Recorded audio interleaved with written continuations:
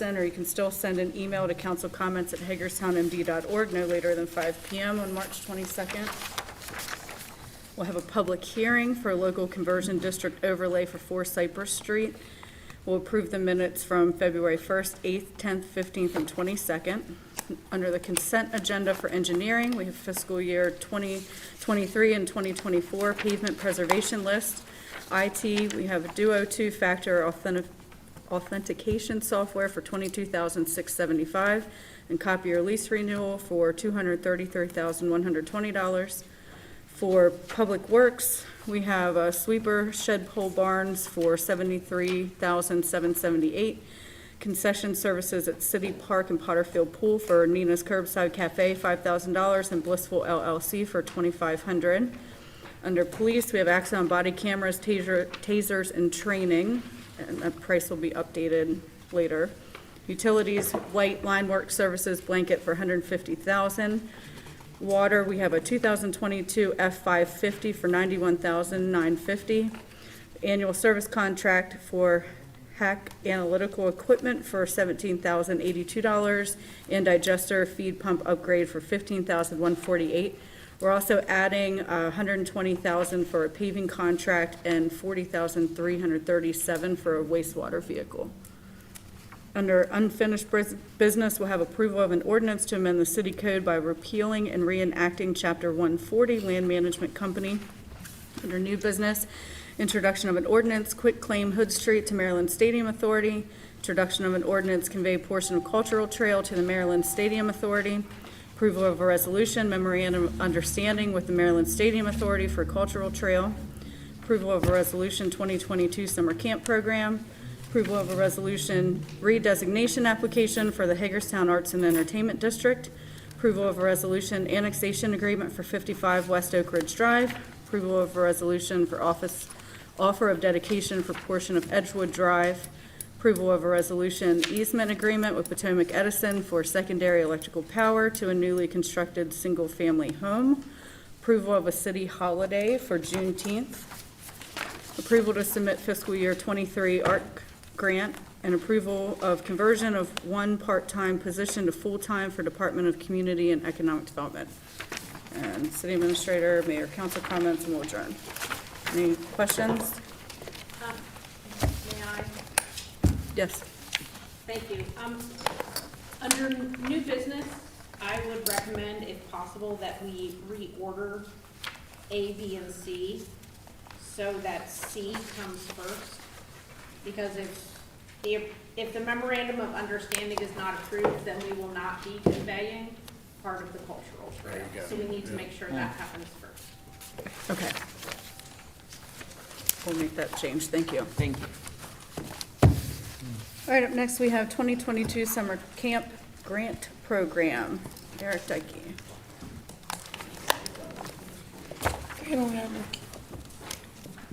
Hello. Hi. Hi. So we have in the budget each year is a summer camp grant program in which the city provides funding to organizations that will run summer camps utilizing the parks and pool within the city of Hagerstown. This year we had 5 organizations apply, which is the Hagerstown YMCA, the Boys and Girls Club, R.W. Johnson Community Center, Girls Inc., and Beacon House.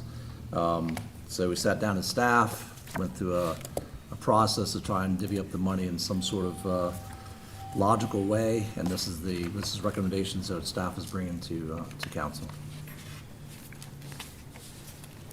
Are you guys good with those funding levels? Yeah. Yeah. Mm-hmm. All right, great. Thank you. Thanks. Thank you. All right, Juneteenth federal holiday. Hi, Dawn. Hi, how's everybody doing? Good. As you know, last year, just prior to June 19th, the federal government, the president approved a brand-new federal holiday. It was too late to celebrate last year. There was just no way to make it fair for everybody, so we didn't celebrate last year, but we have added it to the calendar in anticipation that you will want to celebrate Juneteenth. So I'm here today to just kind of let you know that we have tentatively added it to the city's calendar, and I'm here today to kind of talk with you in preparation for the next meeting, where I will recommend that we approve June 19th as a federal holiday. This year, it's on a Sunday, so it'll be celebrated on a Monday. Questions? Comments? Sounds good. Thank you. Sounds good. Okay. Thank you. We're gonna stop putting times on like every other on the agenda. All right, Maryland Stadium Authority land transfer request and MOU. Good afternoon, everyone. Good afternoon, Rodney. In December, I received a request from the Stadium Authority that was fully expected, but it was a request for the city to convey a portion of the Cultural Trail, Hood Street, and Hood Street to them for the stadium construction. I'm going to call it the stadium, even though the correct name is the Hagerstown Multi-Use Sports and Event Center facility. The Stadium Authority also sent me a draft MOU about the relocation of the cultural trail with all the details about pertaining to that. So Ann and I and many other people worked with them to get those documents into a form that we can bring to you today, that we're recommending that next week you would introduce an ordinance to quitclaim Hood Street, an ordinance to convey a portion of the cultural trail, and also a resolution to approve the MOU. So let me just break that down a little bit. Hood Street was built by the city in 1967. We do not think that we have any fee simple ownership of that. We believe the road is in some sort of an easement, or maybe isn't in anything at all. So the best thing that we think we can do there is issue a quitclaim to the Stadium Authority, and the county's going to do the same thing, and they're already in the works to do that, and that will basically convey whatever interest we have in it, they're going to receive. It'll have a negligible impact to the street network, obviously. Cultural trail is a little bit more complicated because of the relocation of the trail.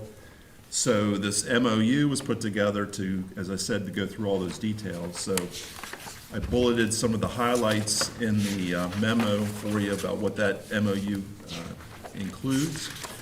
And I'll just go through those quickly. The relocated trail will probably be upwards of 200 feet longer than the trail is now, because it's probably going to go around the stadium to the east over towards the alley.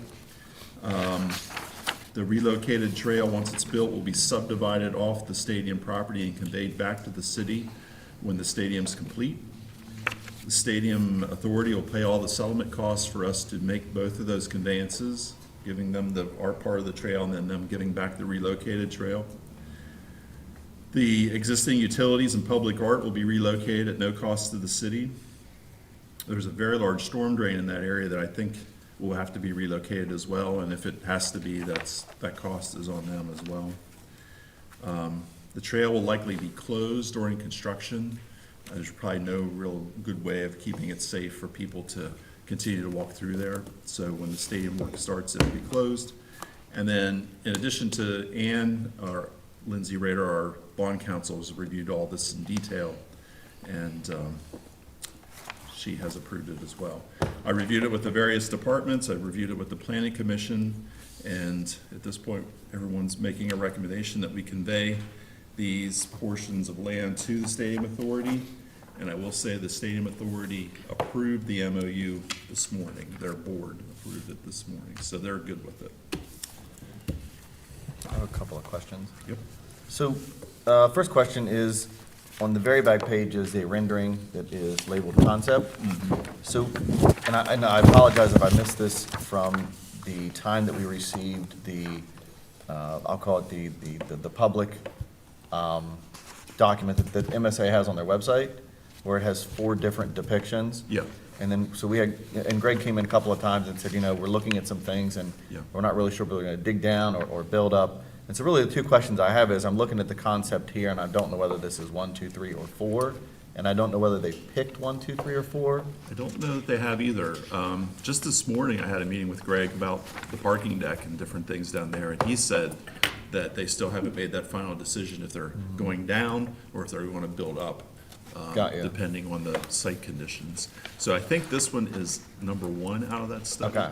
And I just randomly picked it, out of the four, Right. I just randomly picked one, just to give us, Right, an because idea. two's a little more turned. Yes. And pushed over, and so, and I know that that's probably gonna hedge on a little more, because at that time, they weren't looking at obtaining the entirety of the Herald Mail building, including, or property including the building, so Yeah. I'm sure that there's still some deliberation, but for me, there's really two simple questions.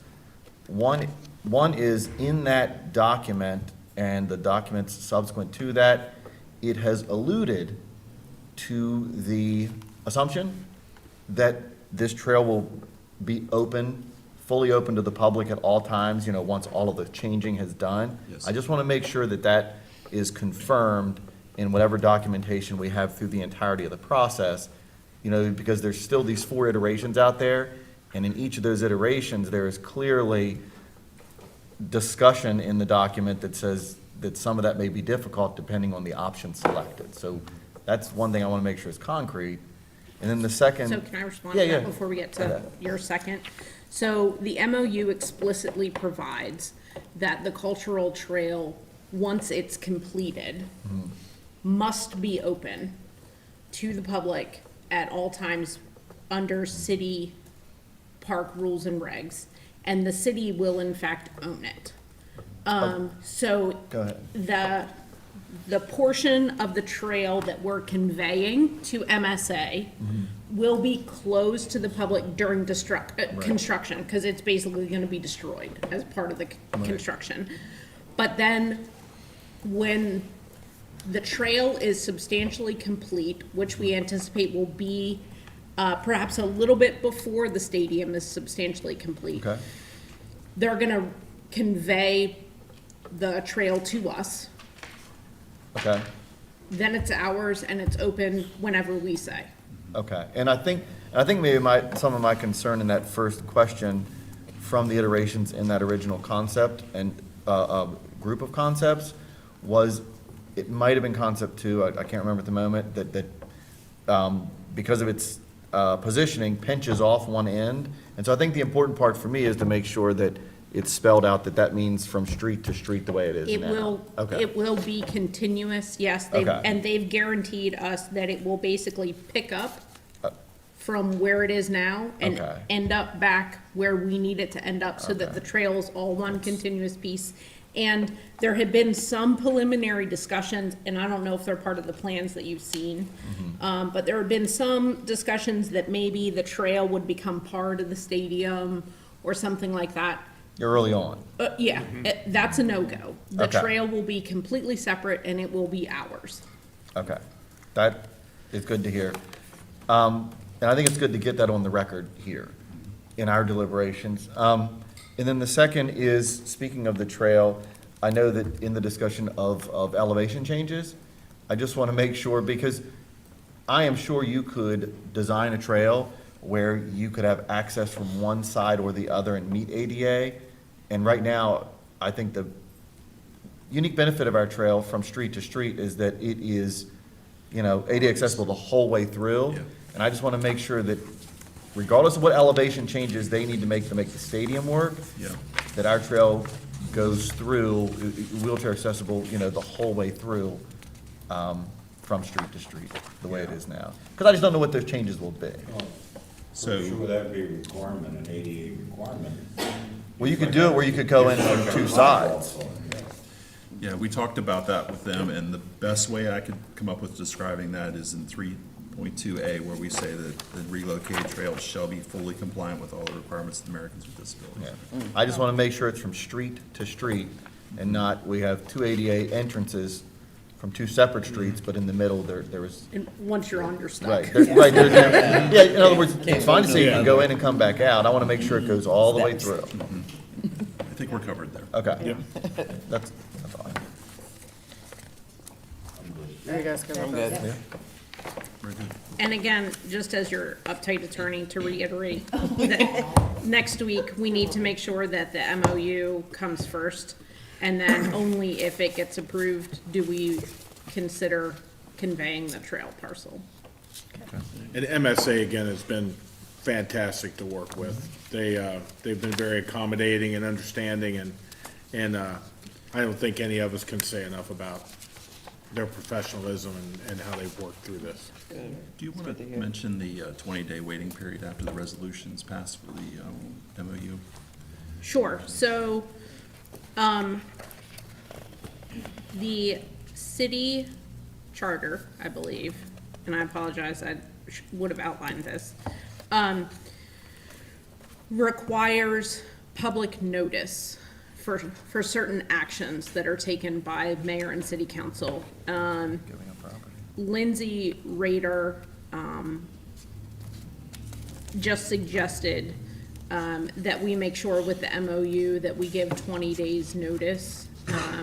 And I live my life with belts and suspenders, so I'm fine with giving notice, even though I'm not sure we actually have to. So what we're gonna do is we will provide 20 days notice of the approval of the MOU. And since an ordinance isn't effective until 30 days after it's approved, Jason and I both believe that that meets any notice requirements that you all have.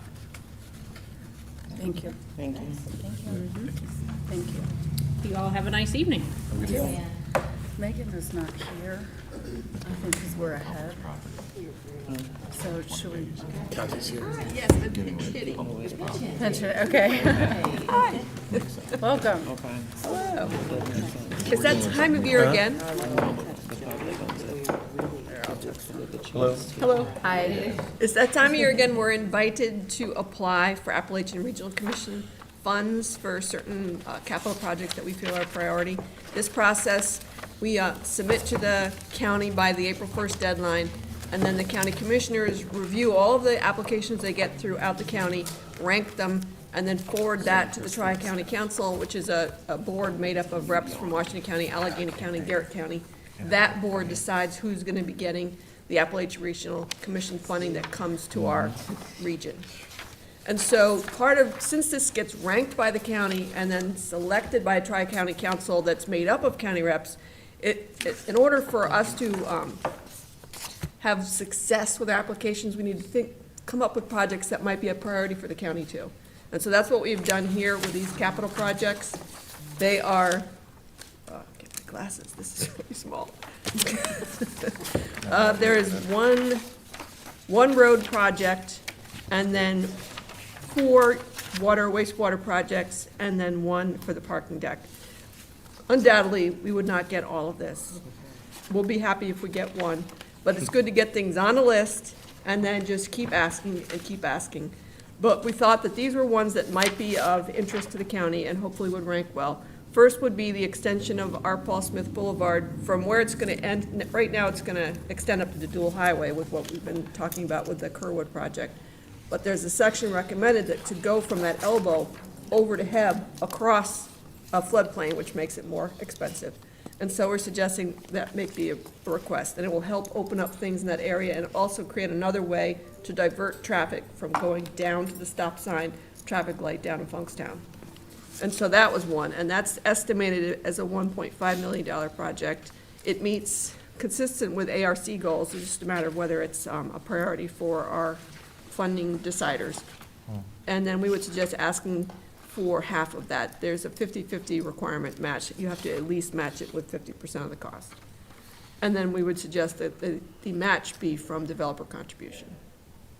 And then these next ones that are part of the water and wastewater system, we thought that it would be, at least to get it out there, that there's a great deal of interest for us to get to the point where we can increase the permit size for our water treatment plant so we can meet all of the desires of all of the people that want to develop things beyond our corporate boundaries.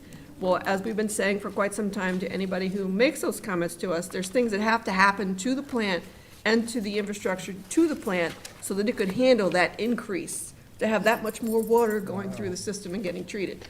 And so the very first thing that has to happen, according to the Utilities Department, is updating the 16 to 20-inch piping and valves inside the water treatment plant. And that is a $5 million project. We're suggesting that we ask for one because we never get 2.5. One might even be ambitious, but we figured, what the heck? And then match that with bond and water and waste, it should be water fund cash reserves for the water treatment plant. Sorry about that. fix that. Unless, we'll have the wastewater plant pay for this water plant improvement. And then, the next one, upgrade the water, Hagerstown wastewater pump station number 13 on the Western Maryland Parkway. That is interconnected with the brand-new joint sewer service area agreement, so maybe that would be a priority for the county, something that needs to happen. That's a $3.8 million project, so we, again, suggesting we ask for $1 million, and the match coming out of the wastewater funding cash reserves. The next one, we have successfully received a grant in the past for this next project, but there's always more that needs to be done. Reducing the inflow and infiltration of groundwater into the Hagerstown wastewater treatment plant. That is things that come to our plant that nobody pays for, but it takes up capacity. So we need to get that out. The way things are sneaking into the pipes and then going to the plant. That means we can't serve paying customers because we are filled up with groundwater. And so the suggestion is to line 22 wastewater laterals on Northern Avenue. Again, that's related to the joint sewer service area agreement that we just signed. And so that is estimated at a $500,000 project, and so we suggest we ask for $250,000 and have the match come out of the wastewater fund cash reserves. And then another one, create a hydraulic model of the Hagerstown wastewater sewer shed that would then help us determine capacity issues. That's estimating, I now have numbers, it wasn't in your memo, that's estimated at a $220,000 project in order to buy 10 flow meters, 2 survey-grade GPS locators, and the hydraulic modeling software. And again, this helps with capacities for the wastewater system that the city helps provide out to the county as well as inside the city. So again, maybe that would be a priority for the county. And so we would suggest requesting a $110,000 grant and match it with wastewater fund cash reserves. And then finally, this is likely not to be, nobody in the state or federal government ever seems to want to pay for parking decks. You need them if you have put a big thing in the downtown, such as the whatever the long name is for the stadium. And so we know the city's got to build this deck, that's our part. And so if someone could help us, that would be great. They're unlikely to pick it, but what the heck, it's a $9 million project, so we're suggesting put it on a list, ask for $1 million. The thing that we need from the council is whether you agree that these are 6 projects we want to push forward, and then whether you would want to rank them differently than they are on this sheet. And then if you gave us that go-ahead, then it would be on next week for you to recommend a list in some sort of order, and then we would send it to the county by the April 1st deadline. Since the state is not keen on the parking deck or funding that, like you mentioned, is there another project that could go on there in its place? I mean, 6 is pretty ambitious, so I think 5 would still be pretty ambitious. If you wanted to drop that one, 5 is still a pretty substantial request. Do you guys agree with the order? I don't. 3 would be best for number 1. Got that from Kristen. It was- Number 3. I mean, I'm thinking of the map that you gave us of where all these big buildings are going. And I'm thinking of the pump station that exists over there, and I'm like, that's gonna be a necessity sooner than later, compared to, number 1 on here, which is a possibility. To me, number 1 is second, because it's less of a known than number 3 is. Number 3 is happening because, those buildings are under construction, and the west side is sort of getting filled up with it. So 3 is gonna be on our dime, or, I think we're past the point of putting on those developments' dime, so. To me, it's 316. That's just my opinion. I didn't have all that good language. He didn't say all that. Do you guys want to switch 3 and 1? Yeah. Okay. And what about 2, 4, and 5, and 6? I'm fine with them as they are. As they are. What do you guys? 6 would be my third choice. That's just me. I think it's important to keep getting it out there about what needs to happen with the water plant and Yeah. the water transmission mains, because we keep getting this from, from county and interested parties, why aren't you doing what needs to be done so we can get a bigger draw from the river? Well, this kind of stuff needs to happen. And you're clear on how the actual process works. I know that Kristen and Bob probably are, but on what happens after you all approve this, what happens? the county, right? Yeah. Right. Yeah. And then it So then goes we to go the into a Tri-County pot. Council. And the Okay. county commissioners sit on the Tri-County Council. So then the Tri-County Council makes the decision. Okay. Okay. So switch 3 and 1 and leave it the rest Okay, as is. There's so, only a limited amount of money. Right. so you want that to be 316245? What's that? Yeah, The rank, the Three, order? one, six, two, four, five. that's fine. 316245. I mean, yeah, I mean, I don't look for us to get past like a 3, song. even if we get 3. Yeah, 316245. 17%. I think past the second number, it's all academic. 17% It's always somewhat have academic. been approved in the last. Right, great. Oh, I'm not done. You're not done. Just keep going. Annexation agreement, everyone's Okay. favorite topic. Right. Wait, This is public review of a proposed annexation agreement for 55 Oakridge Drive, which is the old View and Herald property on Oakridge Drive. It's contiguous to the city. They're requesting city water for this redevelopment project, which requires the annexation of the property. And so we have crafted with the reps of the owners an agreement that spells out the typical terms that we have in pre-annexation agreements and annexation resolutions, but it also has unique terms in this agreement for this annexation as prescribed these following points. For this is going to be developed into 2 buildings on 2 different lots, going at different paces, of course.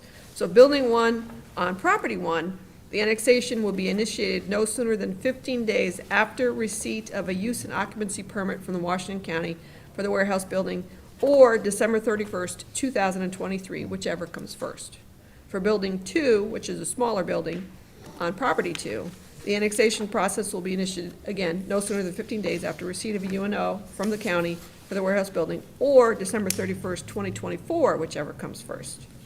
The site plan submitted for county approval will be modified to better conform to certain agreed-upon city development standards, which differ from the county development standards, and those are attached to the agreement. The building permit to the county will be modified to incorporate a 2-way radio communications enhancement system compliant with city standards, which is not a requirement of the county permit process, but as we've been saying, it's required if you expect to get your public safety radios to work inside these large steel concrete buildings. And I think we all want that to happen. And then any plans or permits pending with or approved by the county prior to the effective date of the annexation shall remain under the purview of the county for the purposes of inspections, release of performance surety, posting of maintenance surety, issuance of final use and occupancy permits, and the like. Following the effective date of the annexation, any plans or permits to be submitted for review shall be under the purview of the city. But as I've said to the county staff, if something odd comes up that's of concern, then we could kind of play it by ear on that in terms of who's going to be doing what with the permits. Because that's what I heard on 14 Western Maryland Parkway when I sent it to them.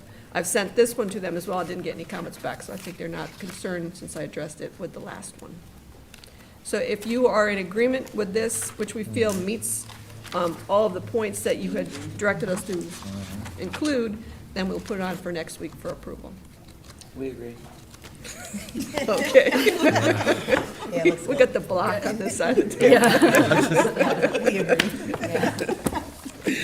Thank you. Great, thank you. All right, recommendation for the new city farmers market at University Plaza. Kathleen and Chris. Hello. Hi. Hello. Hey, everyone. Hi. Hi. Well, I'm You want to go ahead and kick it off? sliding along in this chair. Want me to go ahead and start? You want to start? Oh, you want me to start? Okay, so I'll just go ahead and kick things off. So staff had previously come to you in December via another work session to discuss alternative locations for the historic farmers market.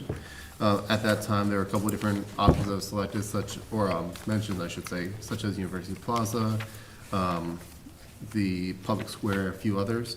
At this time, city staff are still recommending the University Plaza location. And we have also provided updated draft guidelines in front of you, as well as an application form.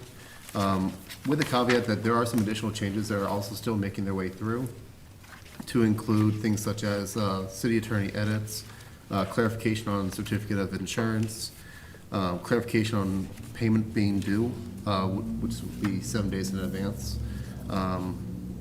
In an unlikely event that a farmer's market is canceled that the farmer's market itself, I should say, is canceled, then prorated refunds as determined by the city would be provided to the vendors who had paid. And this would all be attached to the motion next week. We believe that locating the farmer's market in the heart of downtown and University Plaza would allow for a nice open-air market right in the central area, plenty of parking around, easily walkable, and would be able to help accommodate a number of vendors. There is a couple of considerations as well, with 3 events that have already been pre-planned, such as Juneteenth, Fiber Fest, and Freedom Fest in University Plaza. On those days, with Freedom Fest being to be determined, the farmers market would not be taking place during those times. Any additional comments? Did you have any questions for Chris, for yours? If there are other events that come, like, for example, Washington Goes Purple has a recovery walk there every year, but I haven't secured the time yet, right? So I know, we can move it later, that's fine. But if an organization like that were to come and say, hey, I want to do this on Saturday, September 7th, or whatever that looks like, are you just going to require that any events from here on out work outside of the farmer's market hours? Or would there be adjustments made to the farmer's market? Like, what if someone wants to come in and throw a big concert and they need it at 10 a.m. to set up? So we do right now have farmer's market tentatively on the University Plaza schedule. Okay, so you'd have to work around it then? Right. And we just went off of what was already booked. And the vendors will be told, and it's in the agreement, that there could be some dates that they could not vend because of city events. So we'll let them know that ahead of time. So, I think the idea of the location is good, and I, trust me, I'm certainly by no means an expert on this, but, I'm a vendor at a farmer's market, and I've tried any number of locations, probably a half a dozen over the last 6 years. As a vendor, I think I would have a little bit of concern, so I'm parking back here to drop, to unload. And I'm trying to think of the venue space that I'm at now where there, there's the opportunity for 8 of us to load and unload at a time. And there's only, 15 vendors there. The amount of stuff that a vendor has to get out, then unload, then set up, and then go get their car and then park it somewhere seems a little difficult. Not just that, the unloading part, but then going, getting the vehicle, leaving their stuff there, coming back, getting it. And I have to tell you, I definitely have some concerns with the disruption. In other words, if this was sort of my space and I knew I was gonna get it every Saturday, I'd feel real comfortable about that. But saying that I don't know which week I may or may not, I mean, a lot of the success of the markets, I think, depend on the continuity, the consistency of continuity. So, I by no means want to impact the decision to give this space a try. You've done tons of work on it, I think you should definitely do it. I'm just going to say that when I looked at a map last week with the gentleman that operates the market that I work with, and I'm just going to throw out an alternative location to keep in your mind in the event that you need to look for somewhere else, and I apologize, I don't have a map. But at the beginning of the cultural trail, which street is that? Across from Chicks, where, Lee Street. yeah, so off of Lee Street, and I realize that's Ellsworth Electric's parking lot, but it puts us right there on the trail. It's very convenient, and it puts it on the trail, and it really doesn't impede, they're not open, typically at that time, so the parking lot is empty. It's right there where you have 3 different senior community living spaces, so it puts the product right at their doorstep, and it doesn't take up any space that anybody else wants to reserve. And so I'm just throwing that out there as an idea. I know that you probably looked at a ton of places, and we probably looked at the places that are just the cities, you know what I mean? Because those are the things we have control over. But a lot of the farmers market, and let's take Middletown, for example, they do it at the church at Middletown, not on Middletown town property. So, they've found alternative space that isn't governmental property, that accommodated the effort. And so I just throw that out there for you to look at, because it definitely puts it where I think we hear oftentimes where seniors and others want to get direct access to that product. So just Right. And my 2 cents. I'll admit, I have not looked at that area too closely. I know I've been by there a few times, just on the street and the surrounding area for a few other items. One of the main concerns would be where someone else could park, not only having the farmers market in a central location for everyone to be able to shop at, but also having customer parking Oh, yeah. where else they can go. I just put that juxtaposition between the new, not a stadium, project and the city park. You know what I mean? And it puts it sort of in that area where you're essentially between where you're trying to get those pedestrians to move to. And I just think of like, you've got, the Clara Barton Park, things like that happening. And, you're gonna want people to move in that direction. But I really like the fact that it's near the senior population, that live in that area, that would appreciate having direct opportunity access to that, and it not impeding events on properties that we own, but actually accentuating, because we're using private property, accentuating the public property we're using for those events. Right. So, Giving the Yeah. vendors ready-made customers, they're there. And I believe the closest to elder care in the central area that we have already selected would be the Alexander House, which is going through redevelopment at the moment. And the other apartments, of course. I would have to look at more information to, of course. Yeah. I know that there is the roving farmers market that operates sometimes as well. I think that's one of their locations. Yeah, I know they go to Walnut, and they go to Potomac, and. But if you look at that Ellsworth parking lot right next to the cultural trail, it's a good sizable area, that could accommodate a 4-hour event on a weekend time when they're not, they're not working. I can't Just a visualize it, thought. I'm sorry. Is it a parking lot? It's a parking lot, and then you got the old Cap Center that is right nearby. So then, as far as having it on a parking lot, what sort of bathroom? Because that was something that Bathroom, electricity. we kicked back and Yeah. forth for the University Plaza, was the porta-johns. Oh, yeah, I think you'd have You can't to take 'em in figure and- that well, part out. we could, but we didn't want to take them in and out, so we're going to use the ones inside of USMH.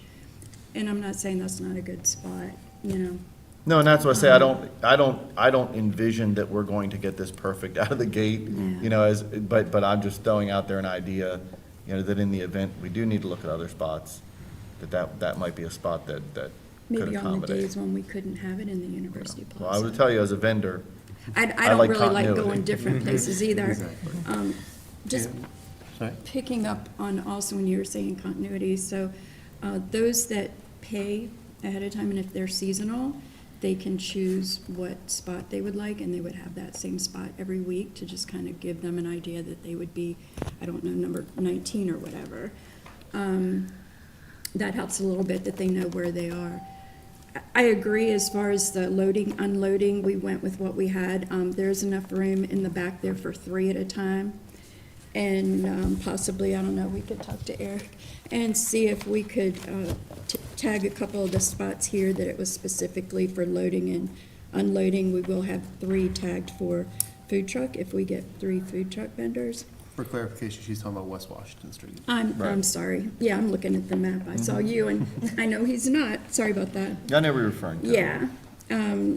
So we could try to help with that. Now, they will have an hour before market opens. Hopefully that would help as well. We went with what we thought was the best in what we had to choose from, the best option based on the locations.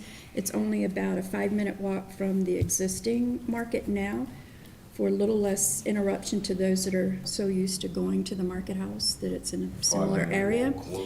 It's close, right, it's right around Public Square. It's a beautiful area.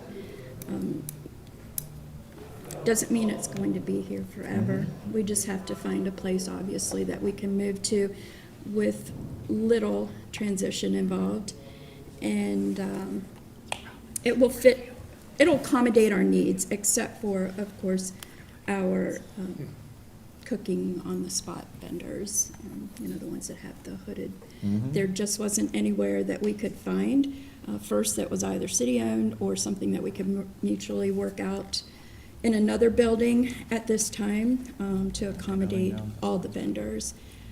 Once all of this is decided, and hopefully by next week, if this is approved, then we can move forward. I can see how many vendors are going to move forward with this venue, and then I can start promoting to other vendors and kind of get the ball rolling. Who's gonna come. I hate to, you know, the vendors are still in a holding pattern, waiting for me to say, you know, what are we doing? And so I want to try and get something that everyone hopefully can grab hold of, and that the customers will be happy, and some of the vendors anyway will be happy. And of course, Chris is working with some of our vendors to help them to continue in their business plan outside of a market venue, whether it be a food truck or a restaurant, retail type area. So we're doing what we can with the vendors that we may not be able to take with us if this is where we end up. And everything willing, we're hoping to shoot for the outdoor market to start in June, early, middle June or so, with, of course, the ability for special event markets as well happening, such as for a December holidays or anything along those lines, Valentine's Day, things like that. Like a November, December holiday and a March, April, spring, Easter type holiday. And once we get this or our next location secure, then we can look into where our pop-up holidays will take place. Okay.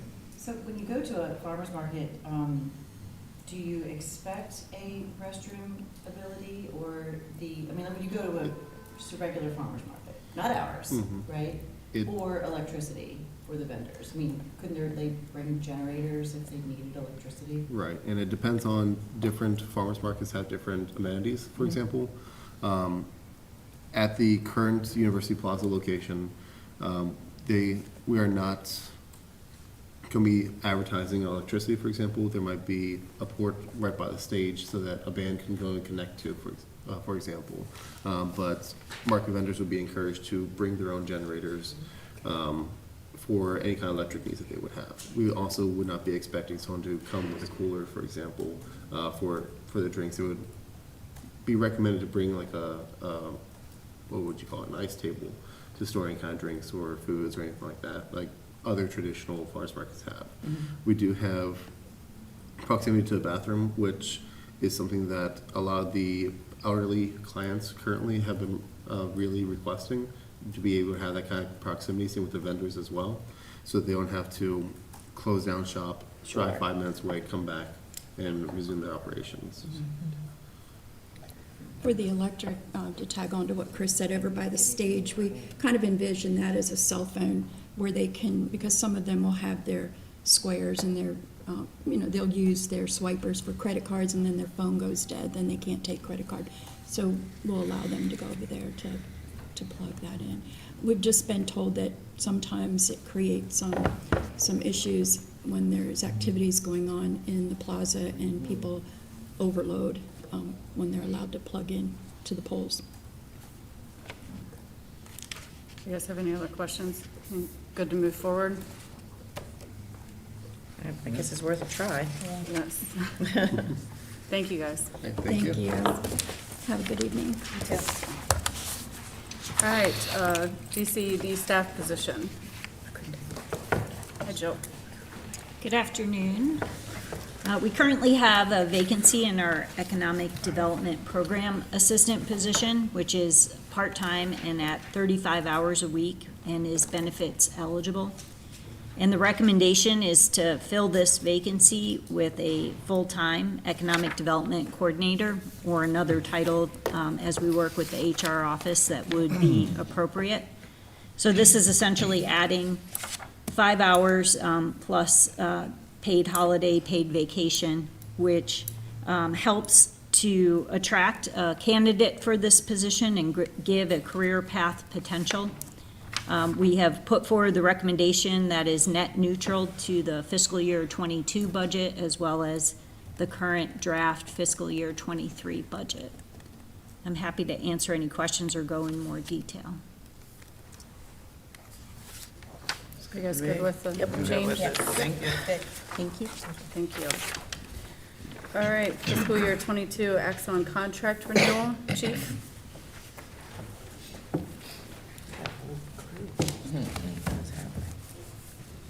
For a contract renewal? Dang. This is an impressive contract renewal. Got a whole bunch of stuff going on back here. Well, I brought the people, I mean, yeah. I really brought think we're not some gonna do backup. something. I need some That's what it backup for this looks one. like. Goodness. Good evening. That's good.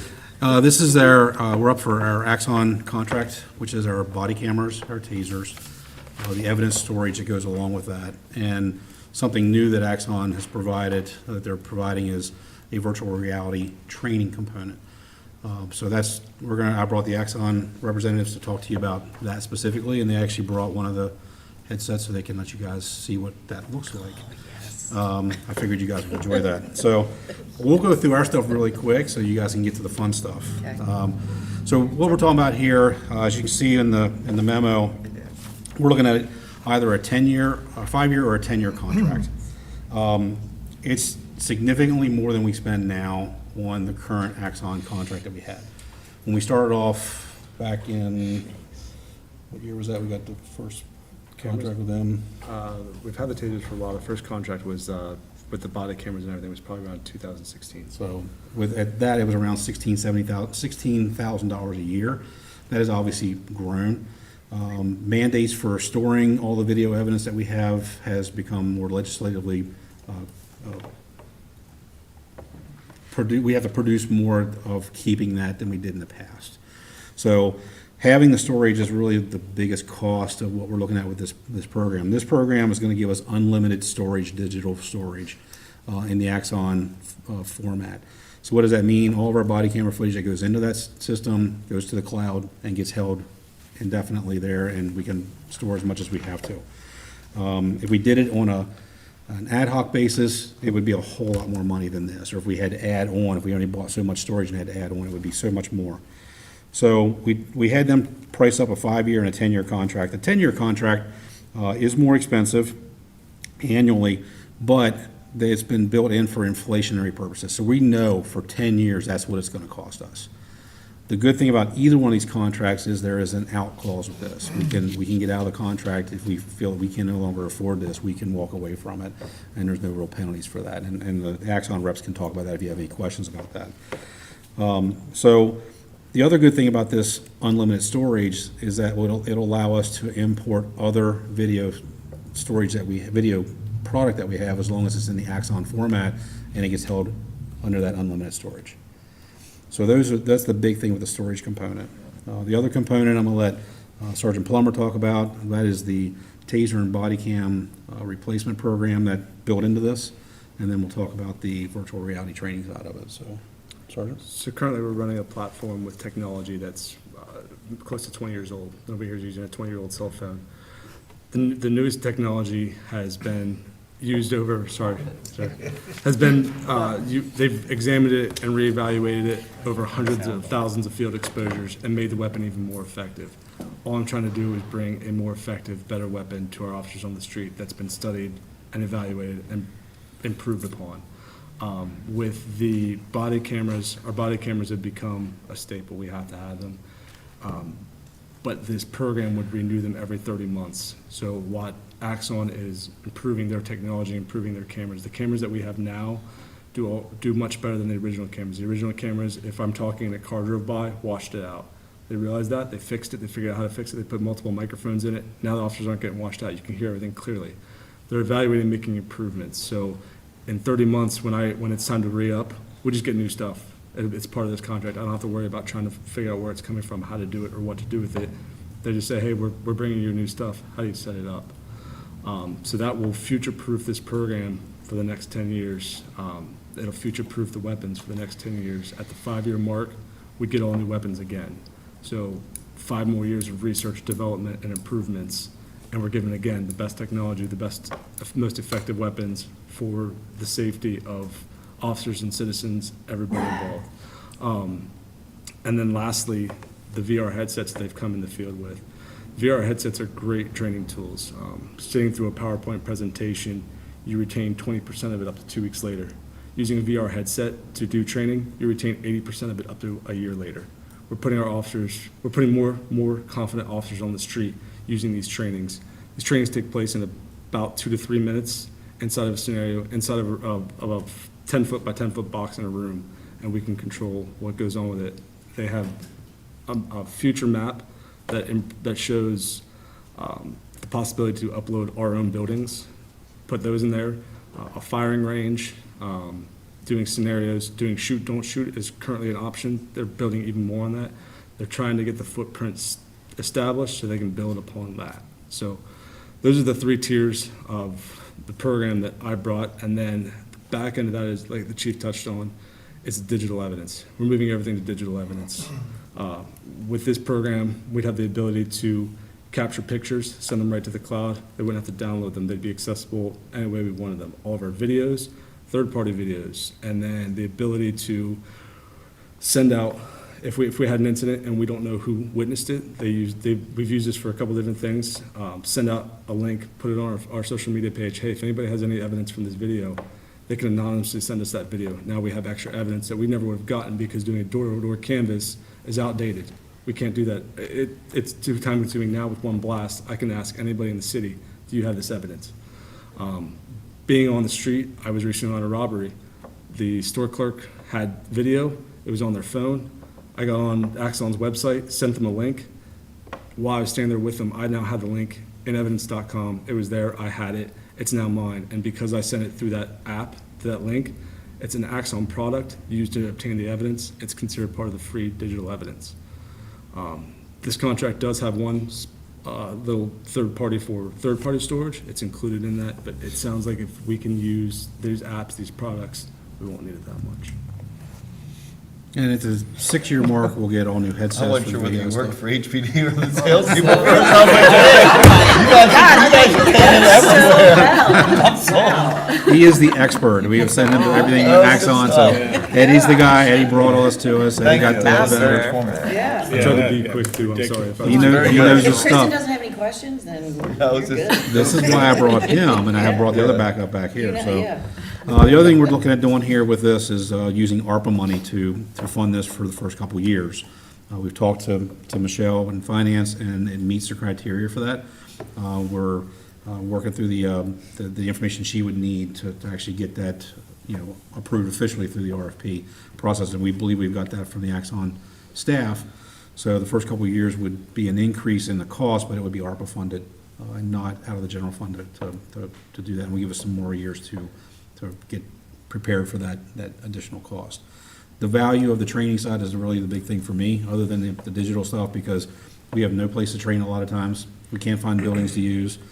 You want to clear a building, you want to train on different things than that, there's just no way to do that. It's time consuming to pull guys off the street and send them away to training. Not saying we'll never do that, we will still send people away to trainings and special trainings, but this is something we can do weekly, daily, whatever we can do. We can do it right where we want to do it. Like he said, 10-foot by 10-foot section, and you can walk through a whole building in the virtual reality world.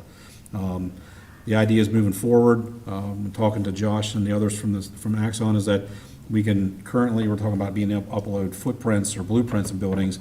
The future of that is going to be to literally go in and scan buildings, 3D scan the building, and then we have a virtual building that we can work through. So for school responses, we can put all our schools in there, we can put City Hall in there, we can find buildings to put in there, and we can train. And you can link multiple people to this training, so it's not just one headset for one person. You can link up to 5, and you can send a team of 5 guys or 5 officers into a training scenario virtually, and they can train, and they don't have to be in the same location to do that. So we could train the same scenario from different locations as long as we have the hookup. It's the future of training, and with the mandates that are coming down on law enforcement and what we need to do, this is where we really need to start looking at. We will be one of the first in the state to have it. We'll be progressively far ahead of everyone else in the state when it comes to this kind of training, and it's really where I'm excited about that. I know Captain Langston's excited about the storage part of it, because he's a geek like that, but I like the training side. And Eddie likes all the other stuff that comes with that, so. You want to talk real quick about the cartridges and stuff that, with this contract, and what that changes from what we currently have? So currently, right now, I kind of have to estimate what I'm doing with my taser cartridges. I have to order so many, and I have to house them and have them unhoused, ready to go. With the future of this program, Axon would actually send me cartridges every year, the cartridges I need for training. I'd be able to use those cartridges as I need them. And then the ability to take my taser cartridge out of this weapon, throw it on a dock, it sees that a taser was deployed, it sees how many cartridges, it notifies Axon sends me 2 more cartridges. I don't have to worry about, first, I'm not paying for them because they're included in this program. Second, I don't have to worry about housing them and having them in-house and potentially running short or having training where I don't have the right ones. I would have everything sent to me, hand delivered, and I don't have to worry about the cost of taser batteries, cartridges. Currently, I just bought taser batteries for $108 a piece. I've been told they went up $230, 10% increase from the last time I bought them, and I bought some in December. So January, I now spent $130. The batteries on the new weapons are rechargeable. That cost goes away. I no longer have to worry about cartridges. I no longer have to worry about that aspect of it. So it would be part of the package, and it makes it much easier and more efficient for us to do our job. Any questions before I turn it over to the fun stuff and let Axon come up and talk to you guys about the training? I just have one question. Every time that I see something listed as we're gonna pay for this with ARPA funds, you know, and it isn't just you guys, gonna raise this every time, because I think we went through a pretty studious process to like identify those areas we want to expend. I would just like, whenever any department brings something up is related to ARPA expense, the money's fine and we're gonna draw it down, but maybe just check one of the boxes to say, you know, here's the box that we said we were gonna do this in, because I think that's good transparency for the community to say, hey. That's what I had Michelle here to make sure she could speak to that. So if you had a question, then Michelle can talk to Out it. of the revenue loss for governmental. Okay, and so I think that's great. It tells the public, hey, here's what we're doing with the federal funds, here's the purpose of it. So yeah, I appreciate that. Okay. All right. Josh, you guys want to come up? This guy's made my job a little easier today. I've got a little bit of a show and tell, but before I start, I'm sorry. No. You're not putting it I'm on? not wearing it. Yes, with your mustache, I think. Oh, okay. You should go first. Then I got it. Like the Matrix. I'm volunteer showing. I'll go. We've got a couple more, and in all honesty, we do want to show you guys what we're talking about here. Before I start, I do want to start by saying, thank you guys for the time. Thank you guys for the partnership. City, Police Department, Chief, thank you for bringing us in. I'd be remiss if we left before, without saying that. What the police department's asked me to come in and do is basically give you guys a real quick high level of what we're actually doing with this, but what you guys will see as I'm running through and hopefully giving you an idea of how we're thinking about this type of training is we will put forth recommendations, but really allow our agencies that we're partnering with to determine how we leverage this from a training perspective. So quick question, has anyone put a headset on before? I know maybe not. Anyone familiar with anything virtual reality? No. So, Yeah, my kids have one. and that's typically the answer we hear.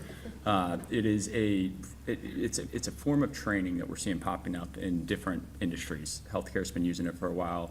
Aviation's been using simulators for a long time as far as flight simulators, education, things like that. What we're thinking about with this is really breaking this down into 3 buckets and really looking at this as a tell, show, do, or a crawl, walk, run. Really easy to progress from a training perspective. So step 1 for us, the tell. We have web-based training that's associated with all of the scenarios that we're pushing out, and I'll get into that in the next 2 buckets. But essentially, what we're focusing on at first is certain situations that law enforcement is encountering with people in crisis, and that's both internally and externally. We have officer and crisis modules, things like that are being released. But that web-based training to start is really just the foundational, here is this type of person, here's this crisis situation that you guys might come and encounter with out on the street. When we move into show, that's what we're gonna potentially put you guys through if anyone wants to volunteer to go through it today. We are using empathy as a piece of this training. So what we're doing is actually starting the scenario. For example, we'll probably put you through a schizophrenia scenario. you will start that scenario literally in someone's shoes, having a schizophrenic episode, seeing officers come on scene, and we'll do that just for a couple minutes so you can look through someone else's lenses. From there, we'll flip the script. So you'll actually end up going through as a responding officer, but the idea is we'd have foundational statistics around this is what this person might be experiencing at this point. Here's the proper verbiage and tonality to use in this situation, and the whole goal as we're going through the scenario. You guys will see when you go through, it's kind of like a choose your own adventure. You're choosing the right option to help de-escalate the situation, understanding that we're working with someone in crisis at that point. Step 3, don't have today to show, but step 3 would be taking all of that and putting it together in a full simulator. So full 360 simulator where we're tying in the tools that officers are using out on the street to be able to then go through that situation and say, how would we run this? If this was a call out on the street, how would we run this call? Full autonomy to talk to virtual characters, and they'll talk back to you. But the idea is, again, we're building on the signs and symptoms that we're picking up on and recognizing, the tonality and the verbiage that we should be using, and then putting that into a scenario that we can run over and over and over again. It's essentially a force multiplier for agencies that have low training staff, or from a resource standpoint, if we can't get ammunition, if we can't get taser cartridges, things like that, all of this can be done over and over again in a virtual world and not continue to cost money down the road. So from a very high level, I'd love to throw you guys in. It's a little bit easier, especially if you guys haven't seen virtual reality or used it in the past. Maybe your kids have played games with it. It takes us about 30 seconds to set each one up, and then I can put you guys in scenarios, and that's going to give you a much better idea of what we're looking to do with this and how the police department may leverage this technology. I volunteer, Shelley. Come on, I do that. I want to do it. Why? myself. Why? We have 4 headsets. I'll give you guys a glimpse. Oh, So well, 1, 2, 3, 4. Let's do it. Let's do it. That's right. I feel like I should do it first. I do just I do mayor one. So what I'm gonna do, setting it up, is we'll actually create a space. We only need about a 10 by 10 foot square space to set this up. With these, we're running these in offline mode. So this is training that we could literally take with us. Everything that I just talked through is within this headset at this point. So I can take this to a different part of the city. If we have anyone running light duty or anything like that, we can actually train. What I'm gonna do, and for those of you who are gonna put this on, this guy loosens. Easiest thing to do, it's pretty comfortable once you put it on your forehead, adjust to where it's clear, and then tighten just tight enough so it's snug on the back of your head.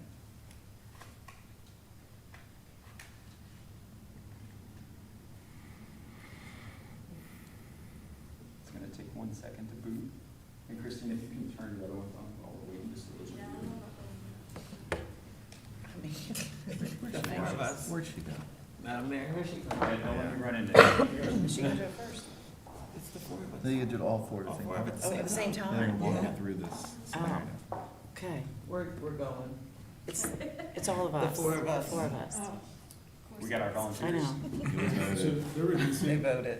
one new scenario every month, and then for the situational ones, it's one every other month, correct, Josh? Yes, so that's actually a good call out. One of the biggest issues we've seen with other simulators, and I can actually see you guys right now, I'm looking through the cameras on the headset. Content gets stale, so if we look at a scenario, we want that to be consistently refreshed. So the way we're looking at this throughout the entire agreement, it's like a Netflix subscription where you log in and it'll be a new scenario that's loaded on that monthly cadence. What it's gonna ask me to do right now is basically just reestablish where I'm going to run the first scenario. Touch the floor. I'm gonna draw a boundary.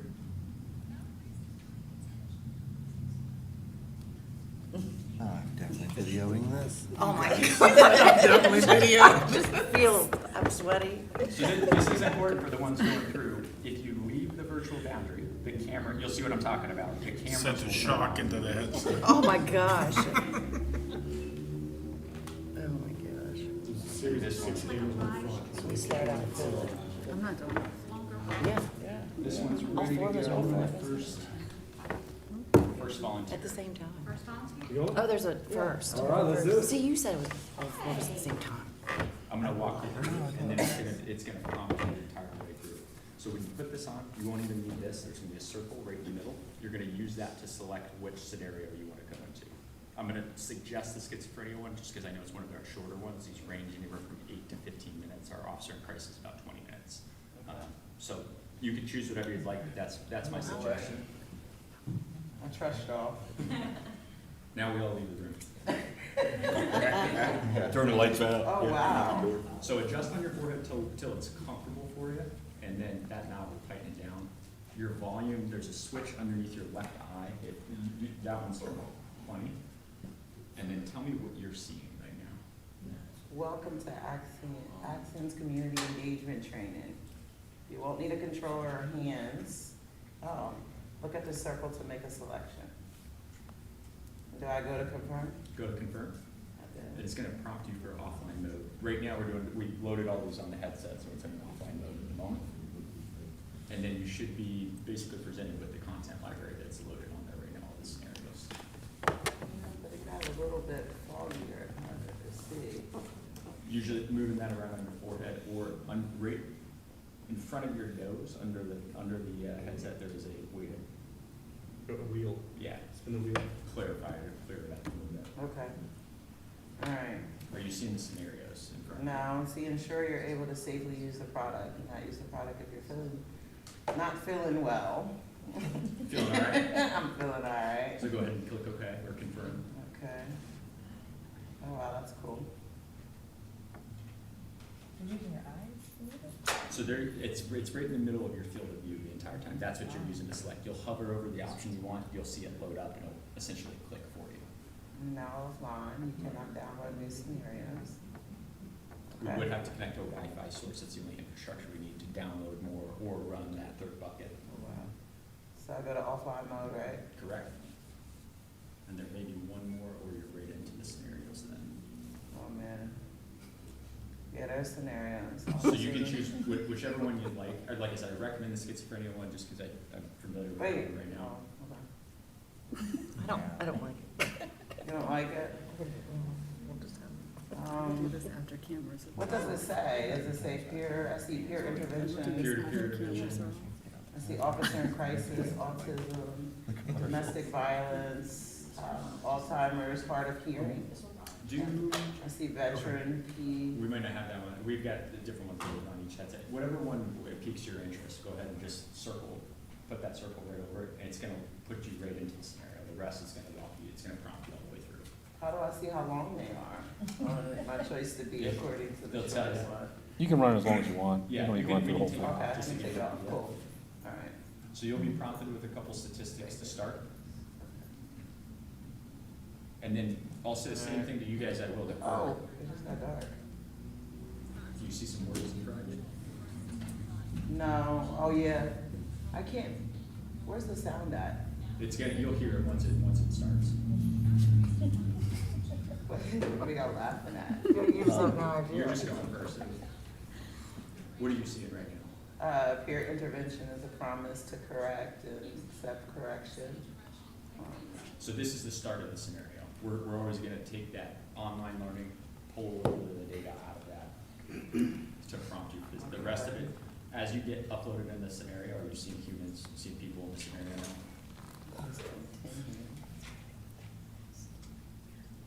Courage, oh, that's a nice quote. Courage is what it takes to stand up. You won't, if you're going through, you won't need to move your feet, but it is fully immersive, so it's completely 360. When it starts, the employee to turn around and just check it out as you're going through the training as well. Get down and set up. Yeah, it went black on me for a second ago, so. Sounds like that started for it.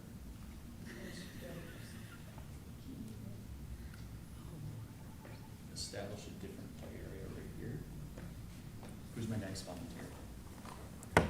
Tiara.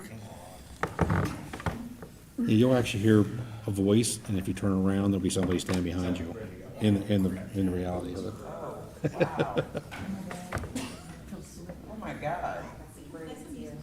Okay.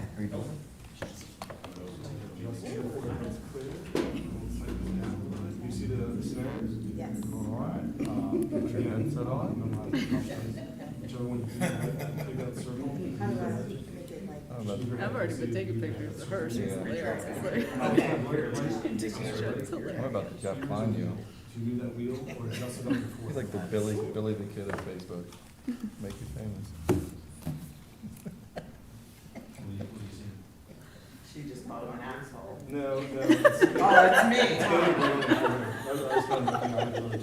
Oh, I get a choice to stay at the post and watch her cuss him out or go to my partner. Right. Are you, is this you? This one's loading up, Oh, right? that's Which one you would do? I'm gonna go to my partner. Oh, That's better. There you go. But, ooh, wait, I messed this. Okay, There you go. Is that all good? right, yeah. All right, I'll pick, go hover over the play button. Oh, these are serious, oh, not that one. Serious scenarios. he's basically, he's, I would love to see the the comments. other officer is pretty much Can you see nicer, this saying it online? a different way to her. She started Mayor, out you're being calm, paged. she's back to actually like, You're being paid. Oh, great.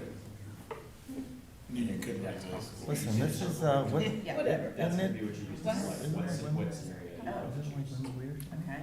So whatever one intrigues you is one. so now I have a choice. I guess partner or abstract. Sometimes when we're transferring headsets, it makes it. And where's my partner? So we're gonna Just now. just on your forehead, because it's got, it lines up with your eyes. Once you get it, it'll be pretty clear. Okay. And then right in front Oh, of. there we go. Yeah, on the other side. Okay.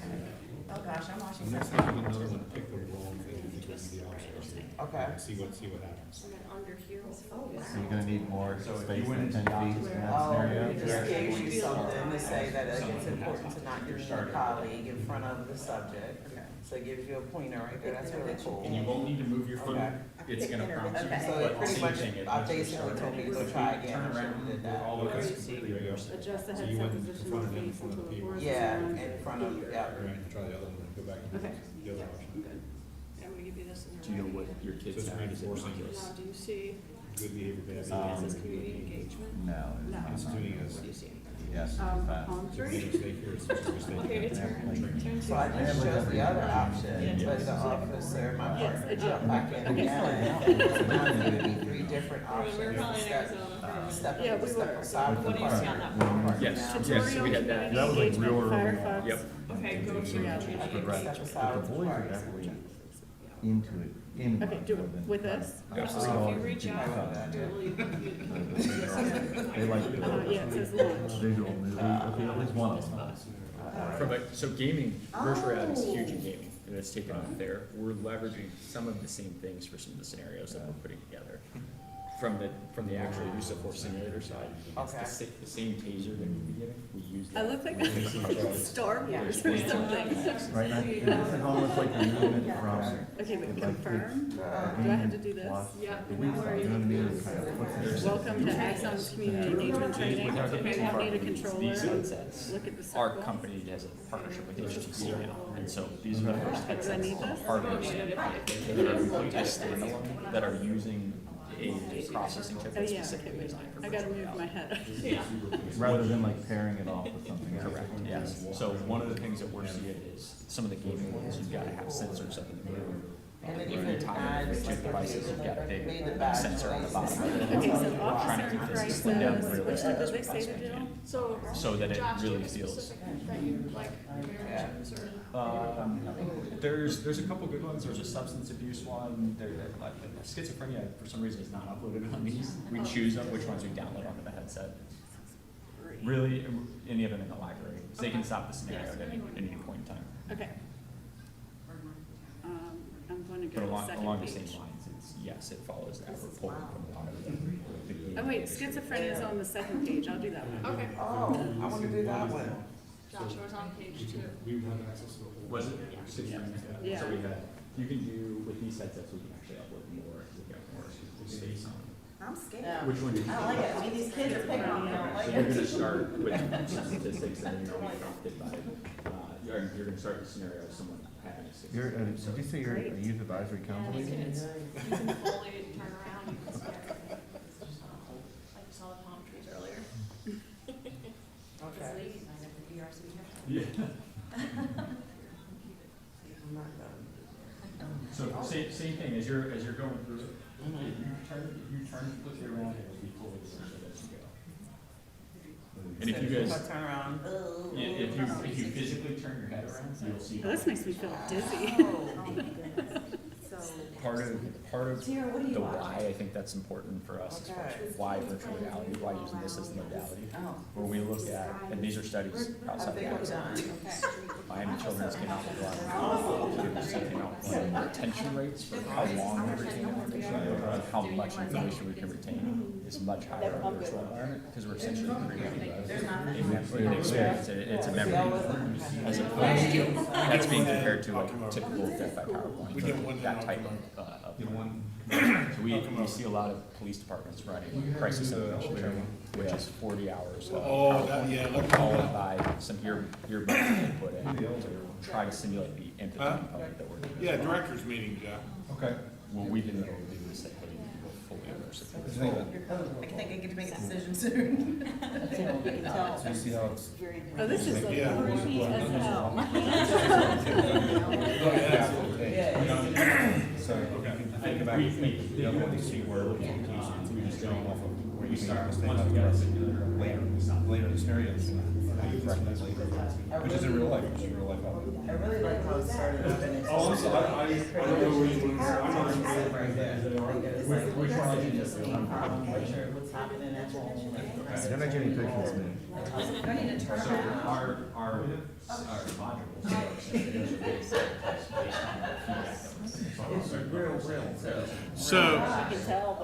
So could this be like taken to like a Everybody grew up doing it. event, like an the event, Everybody's up. and let the kids do it? We've talked to them about using it for citizen kind of Yeah. engagement. He said if you That turn would be around, you can really see cool what's to be able to what's do. behind you. I can see I that. just said it made me feel like it's wild.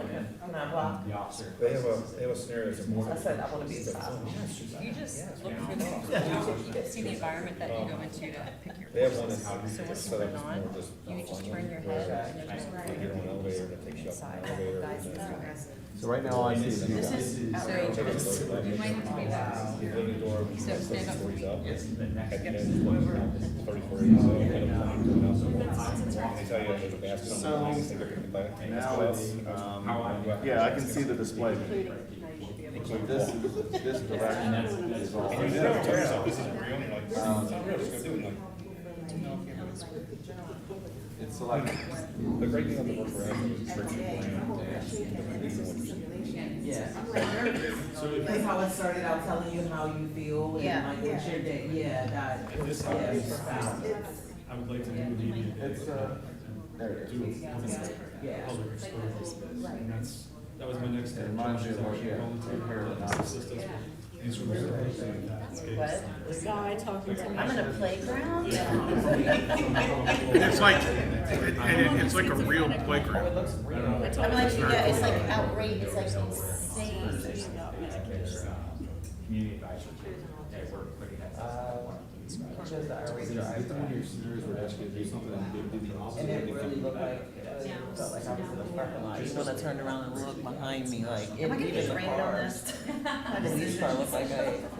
So, Shelley, when you asked that, I'm sorry, Shelley, when you asked that, all these are logged as training records. So everybody will be able to see what decisions are made, everything will be logged in training record. Everything will be back to see, everything's recorded, we can show who did it, what choices they made, what the outcome was, all recorded. honestly, without- Based upon an actual incident.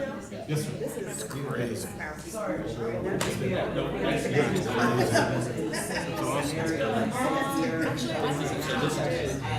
We don't play out like this. I know what you're saying, yeah. You have to give them back at some point, man. I have successfully de-escalated the situation. And he just asked me as well.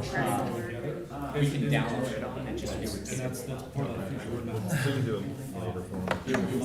I didn't think it would make sense. Then just make it goals. Good job. How'd you like it? You guys can each share. In 10 years, this will be how we have council meetings. Yeah. That one's uneasy. Balance-wise, I feel uneasy standing here, because I'm just standing, but like, my depth perception of what's virtually there is different than what my feet feel grounded on the ground. Yeah. You know, it would be like you're on like a basketball court before, and you're standing there in like, shag carpet. You know what I mean? Wait a second. No, I'd have no idea. Yeah, you know what I mean? Like, you wouldn't like feel. Unless you say like, like, oh, there's already films. Yeah. That unusually, I get it. Yeah. Was the other one where you were the schizophrenic person, or you were dealing with a schizophrenic person? Yeah. 'Cause it gives you started different- out, it was me. Then when they said, put your hands up, my hands went up, and I was like, well, that was weird. It gives you both perspectives, which is good training for the guys, to get that feeling of what it would feel like to be the person that you're dealing with. Yeah. Like I said, the great thing about this is that you can link these together and run 5 of them together on the same scenario as part of the, so. Our SWAT team in the future will be able to train together and do all those things, but it's really pretty cool, so. Something else. Not bad. Set this here for just 1 Actually second. cool, wasn't it? Yeah, it was nice. I'll do that. What? So as Josh said, it's an ever-growing technology, and we really I believe, this is the future of police training right here. As Sergeant Plummer said, you're gonna retain 80% of this that you learn in here over a year, than going and sitting in a class where someone's just preaching to you. Where you're bored and you're on your phone. So, it's the cost, and I wanted you guys to experience it. I'm glad you guys took advantage of that, and got an idea what this looks like for us and what the future is. So, I don't know if you have anything else. I wanted to ask if anyone had any questions for those who went through the scenario or those who didn't. Questions on what they saw. Another option that we have that we didn't do today is we can actually cast 2 different monitors. So from a training perspective, that's powerful. Basically what you guys were seeing, we could have put on the TV as well. Just in the essence of time, we didn't do that. But are there any questions that you guys have as a follow-up for these? No, I don't have any. Yeah, It's great. For the, yeah, very helpful. It's great. So the current contract that we have, these 5 and 10 year, I guess my question would be which way you would want to go if you're looking at approving this next week. Would you be approving the 5-year or the 10-year contract? I will say from staff's perspective, we've all talked about it. We see the value in the 10-year contract as being the way to go. I think for me, it's 10 years for 2 reasons. One, is there's an update to equipment. You know what I mean? So there isn't that worry that we're gonna be stuck in a technology for 10 years. And the other is, when you're talking about the update every 30 months, you're almost to the 5 years before you get to the second update, so it doesn't make sense. And you have guaranteed costs. I would agree with 10 years. 10 years. In there, we know what we're looking at every 10 years. Yep. So you guys are good with 10? Yes. Yeah. Okay. Thank you, and Thank you thank you, again. Sergeant, Yes. for Thank you guys again. being for your time. passionate about this. Thank you. Michelle, how long do we have? Yeah. 2 or 3 years of ARPA money? So, December 31, 2024. And if the first portion of it is due in another month, right? We approve this and then get the purchase order. So 22, 23, 24, we can do 3. Okay. It gives us 2 years to figure out the cost going forward. Cool. So, thank you, guys. Thanks, Chief. City Administrator? Just a couple things. The first is the St. Patrick's Day run that was postponed last Saturday due to the weather is going to be held this Saturday, same time, same place downtown. That's why you've still seen the orange fencing up. It's not because we forgot to take it down, it's that it's still needed and weren't going to do it twice. So that'll be this Saturday. Also, again, I just want to thank not only HPD and Sergeant Plummer and our other staff on the passion that they have, as the mayor has said, but also thinking out of the box. That's one thing we have tried to do the last couple of years, is not worry initially at least what the cost of something is going to be. It's what the benefit of a technology or a process is going to be, and then we try to figure out the cost as we determine the viability and the feasibility of getting something done. We've done that with Invoice Cloud that you saw last week, which, once we get the numbers in on the number of auto pays and Apple Pays and additional ways that folks have been able to interact, I think it's going to be very shocking at the increase in customer use of, especially the auto pay. I think that's been a huge improvement, and I just appreciate how staff has gone out and looked at other ways of doing things that we have not done in the past, and look forward to continue when you have staff like Sergeant Plummer and others in the city that are able to take these projects on and run with them. The citizens should be extremely happy that they live in a community that is able to do these kind of things. So that's it for me. Thank you. Great.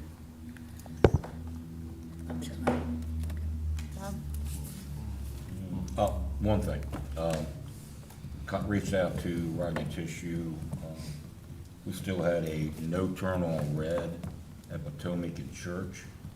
So you can now, we're gonna take that sign down, so you can now turn on red on Potomac onto West Church Street, headed west. And you let Rodney know that? Did you send an email to him, or you need? I sent an email to him. Okay, Yeah, we already got it worked out. okay. Thank you. Tiara? Nothing. Kristen? I have something.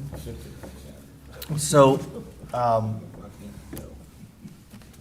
just want to make sure that I say this clearly in the public forum so that there's no confusion when folks may hear about it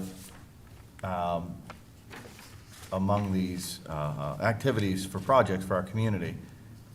I know that we voted this evening on demolition of the stadium. We've obviously been proceeding in that direction for a number of years now. Certainly appreciate movement by the mayor and council on a project that I think that the community has embraced, wants to see, and I think that this body hopes to accomplish. And I think it answers, frankly, an uncertainty that folks raised, some years ago about sort of what are we going to do with that property, in its next life. And so I think we've identified a good use for that. I think it provides a long and productive and positive impact to the community for the next life of recreational activity that it'll provide. Folks, the difficulty that I think I have is we work for a year, like it or not, through a coalition process and a coalition of our counterparts being the county and the Board of Ed and the library folks and CVB, et cetera, to identify a list of projects that we send down to the state. And I'm not speaking really to you guys right now, I'm speaking to the citizens so they have an understanding of what we do. And so when we do that, we got a lot of folks that are working behind the scenes, like Jim Kirchwell and others that put these packets together, and Paul Fry, and they take them down and they say, hey, our community has come down to the state, we've spoken with one voice. And that voice says these 5 or 6 things are the priorities we'd like to see the state help us with this year, right? And there's a lot of time and effort that goes into that, and there's a lot of energy, in those deliberations to reach that, so that there isn't confusion like we used to have years ago when we all went down and said that we had 18 different projects that were everybody's top priority, right? That was an effort to get rid of that. And so I must admit, I don't find it frustrating, but I definitely find it confusing when our senator and our delegate that happen to directly represent this community appear to be working in opposition of those types of efforts that we have specifically said as a community are our priorities for this community for this year. It's just a confusing thing to me, and I wish it weren't the case. I think that we have been as, publicly transparent in our process as possible on this. It's difficult when we get to sort of, a step in the process and then you sort of get this first iteration of messaging. And I'm not going to air that the particulars of that laundry in this venue. I would just say, it's confusing and it's unfortunate. And I'm happy, and I'm speaking to the folks that are involved in those other major projects right now, I'm completely happy to send our priorities down to the state, give them their best effort, and allow them to fall short of their own volition in that process of those state deliberations. I will not accept easily or quietly when individuals actively work against those efforts under the pretense that they're being supported, out of the other side of that discussionary process. And for me, it really forces me to question any confidence I have as a citizen, as a council member, for those two direct individuals to be appropriately and adequately representing me in the city. And so I think that I hope that process moves forward as we've identified it. And I will tell you flat out, and I'm speaking to all those folks out there right now, we represent the citizens of the city of Hagerstown. And we've identified capital projects that benefit the citizens of the city of Hagerstown. This project that we've all agreed through those coalition process of this indoor facility to be one of those projects, there's a finite amount of money. And I'm happy if that isn't successful at the state level of its own merits, but if there is active opposition against it in such a manner that is completely inappropriate, I have to question whether my capital assets that we plan to spend on other projects like the stadium, like the deck, are not better used for the projects that we've been actively, worked against on. So make sure that's clear as we move forward to the completion of this session. Thank you. Keisha? Yeah, I just want to say, congratulations to Kaleem and his team and Earn for an excellent Black Economic Empowerment Summit. With all that snow out there and it's still being at capacity to where they're even getting more chairs, and it was awesome. And I'm not sure, but I think I might have seen Doug Reeser like bop a little bit at the table. So that was really, really cool. But I think I might have seen him, and I mean, just to see people engaged and talking with Doug and even with the theater staff, it was an amazing afternoon. Yeah, and also the keynote speaker, Mr. Rata Johnson, he actually said, be a dad, dedicated, authentic, and disruptive. And wow, disruptive is what I like. Me too. Yeah, that's all. So yeah, I kind of second congratulations to Kaleem and Earn and the success of the Black Economic Empowerment Summit, but I just want to thank Councilmember Martinez because she was part of the panel discussion and you absolutely brought the house down.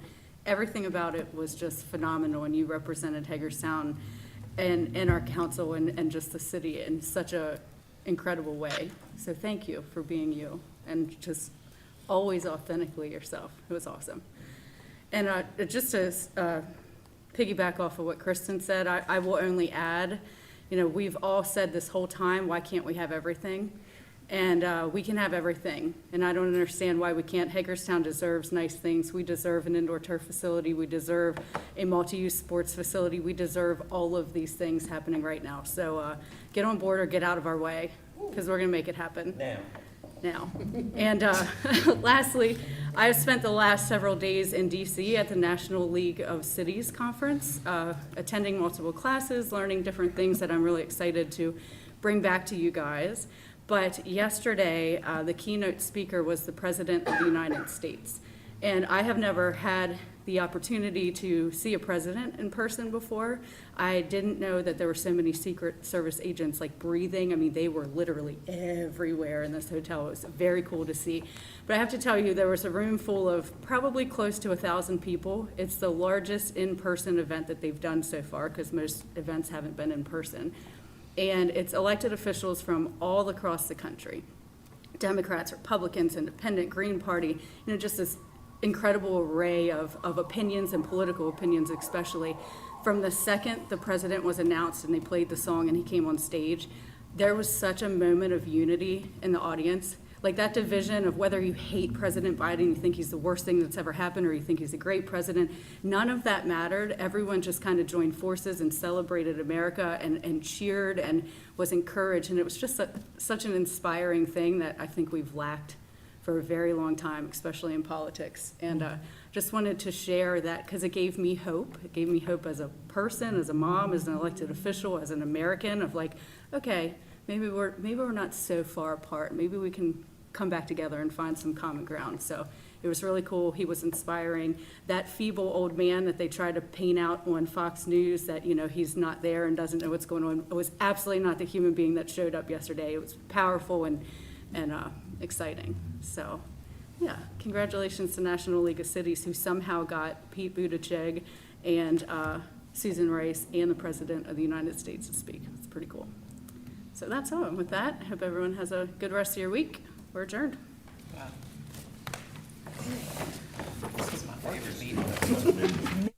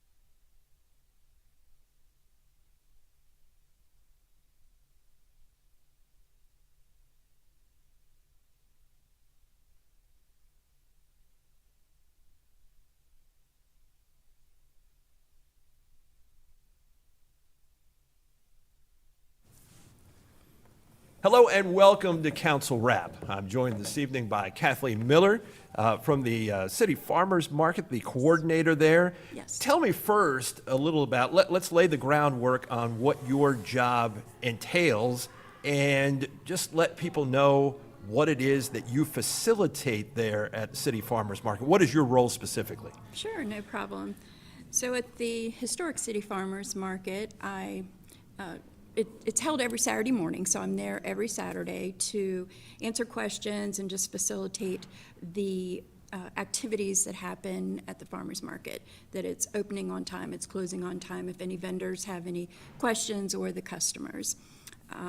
But in general, I will sign up new vendors. They'll submit their application to me and we'll review it. It's then approved, and then I will meet with the vendors and show them what places that I have available. I don't know if you've been in the market, you're familiar with it, but we have the market tables, and I'll show them what we have available. So it's bringing on new vendors and helping the existing vendors if maybe they have some marketing questions or something that might help them to sell more items. Maybe it's just changing around their current vendor booth. Right. And then I do the promotion. We have a Facebook and all that social media out there.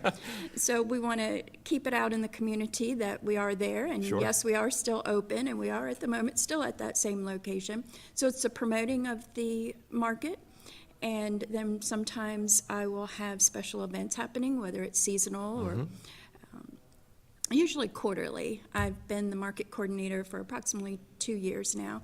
So about 4 times a year, I'll have a seasonal type event, and it may be with door prizes and goodie bags for children. Vendors will have donations. I might have some sort of entertainer, such as a magician or Santa Claus or something of that nature. They'll come in.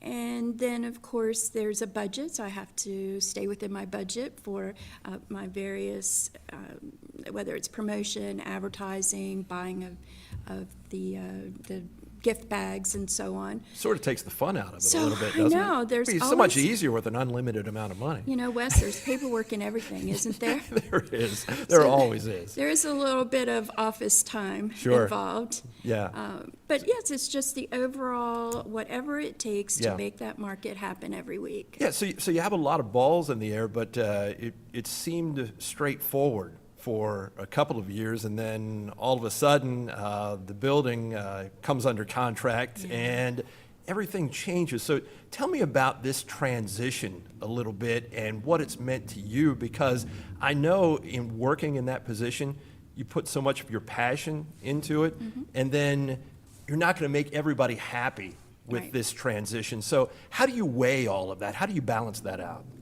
So there was a little fork in the road, or a bump in the road, as they say, that it happened. We knew that that was a possibility. The building went for sale back in October of 2020, but everyone was so used to the market being there.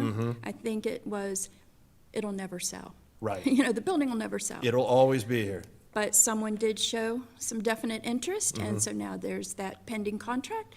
And so we just have to go with the flow, as we say, or ride the wave. We know it's coming. In the beginning, it was a little bit of a, uh-oh, what do we do now? Where are we going to go? And so besides just keeping my own self in a positive nature, then Sure. I'm keeping our vendors Yes, positive and our customers as well. Right. And just ensuring them that it's not the market that's going away. We're Yeah. not killing the market. It's just that the building that houses the market for so many years Yeah. is being sold. Yeah, you know, I had the same conversation with Doug Reeser, I had the same conversation here at this table with Jill Thompson. A little Right. bit about the fact that, you know, people are going to say whatever they want to say anyway, but, you know, one of the things they were saying was, so let me get this straight. So the city is trading in the farmer's market, this long-running tradition, for a brewery. Put that into perspective for me. And it's like, no, that is not specifically the case. That's not truly what is happening. So let's get back to your role in all of this and finding a place for the market to go in some iteration, which was what you addressed the council with tonight, Today. the mayor and council. Yes. Talk to them a little bit about that and the particular location that has been recommended at this point. Can you go through how you got to this juncture with all of the due diligence that you've done over the last number of weeks and months? Sure, no problem. So first, we created a committee within our department, and then we have a logistics committee when it got to that point. And we started just chatting about it, and we did also ask the mayor and council for their ideas of what would be some possible areas, venues, Sure. that they would like us to look into, and we took their suggestions, and then we took our suggestions.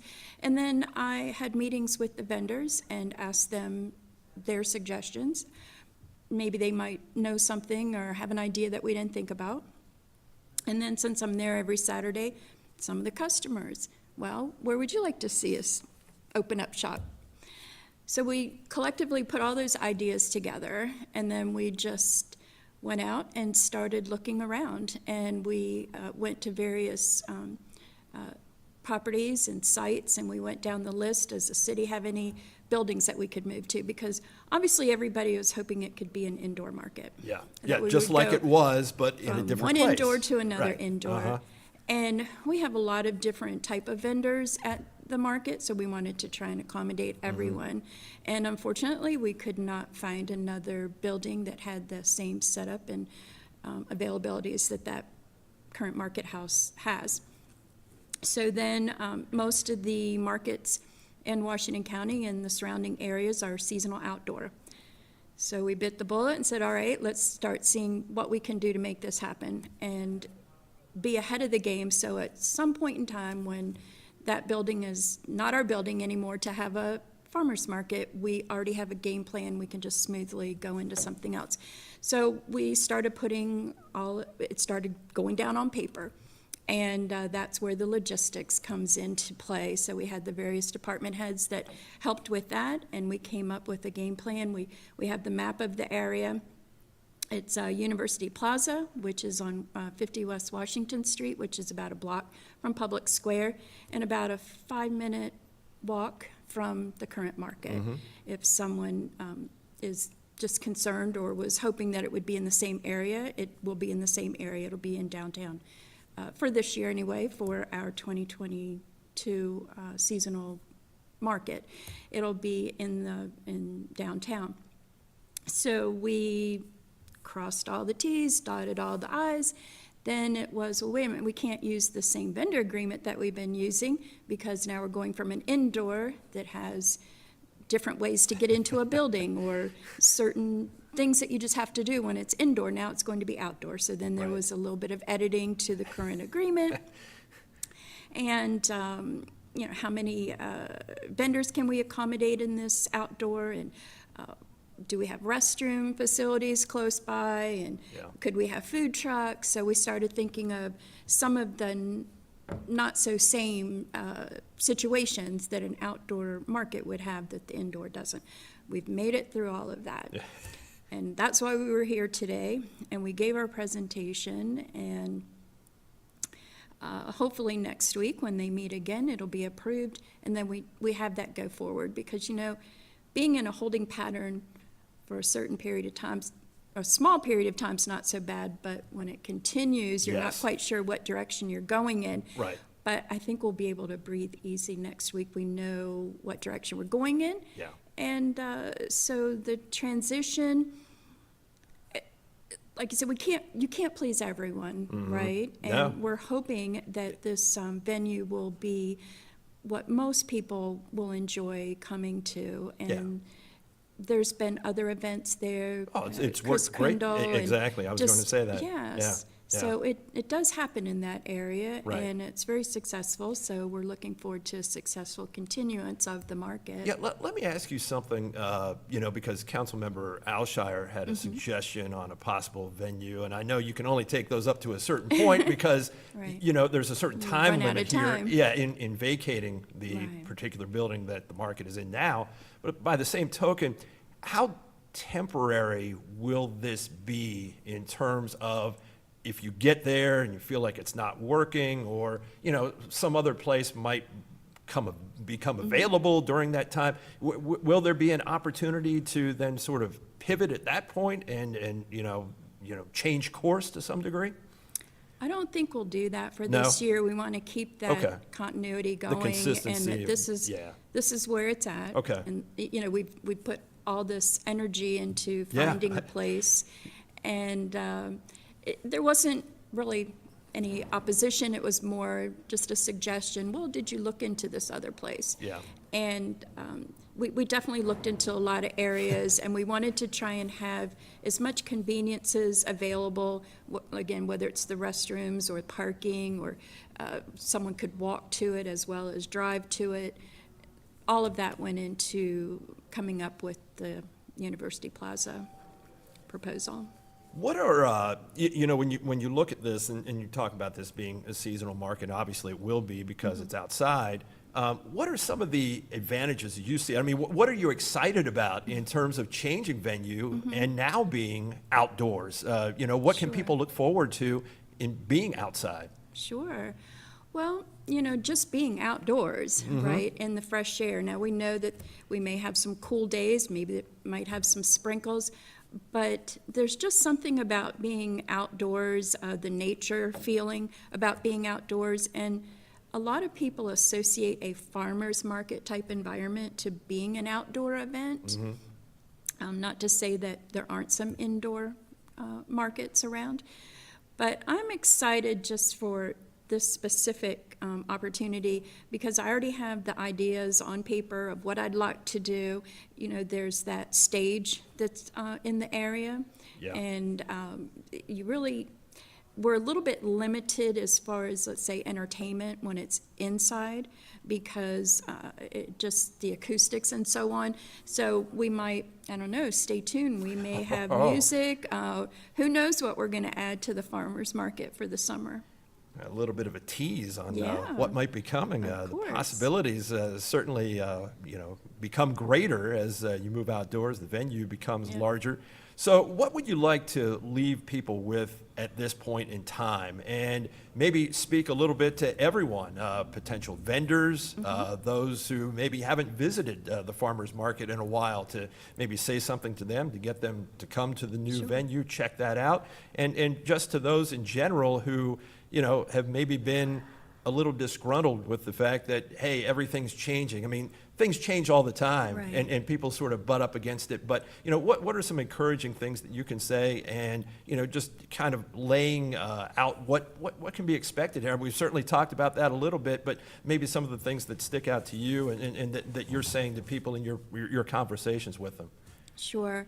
So we all know that everyone has an opinion, right? But a lot of people have been telling me their memories. When I was a child, I came with my grandparents, or some of the vendors have been there for many years. And change is difficult sometimes. But as you know, it's just a part of life. It's It inevitable. happens, and then you just make the best of it. And that's what I'm hoping everyone takes from it, is that we're trying to make the best that we can out of the situation, that we've been dealt with. Right. There are, we're still open. So as far as talking to the audience, we are still open. So we hope that you're still coming to the market.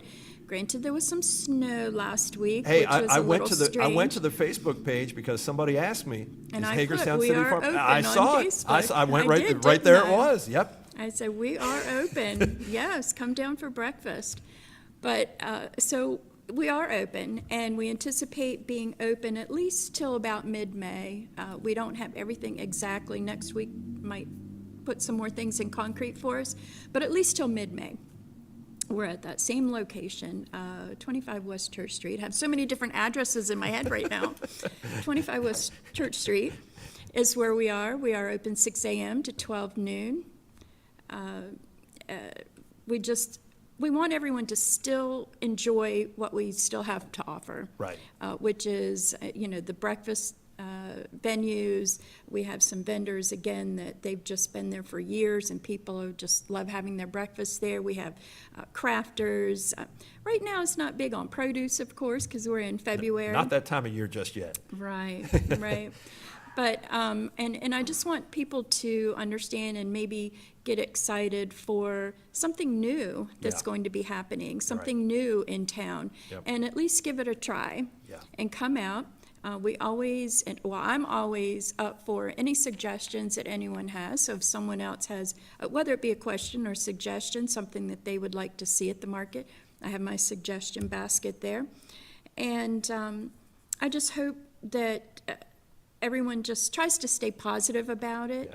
And I'm thinking about putting some sort of I don't want to call it a booklet, maybe just a pamphlet of just a history of the market. So I would just ask anyone, go to Facebook, or you can contact me at DCED, Kathleen Miller, and just give me something that maybe is a fond memory, some history that you may know about the market that you think we might not know, maybe even just some old pictures of being at the market. So I'd like to put that together and just put all those memories together for the customers and vendors to enjoy that as well.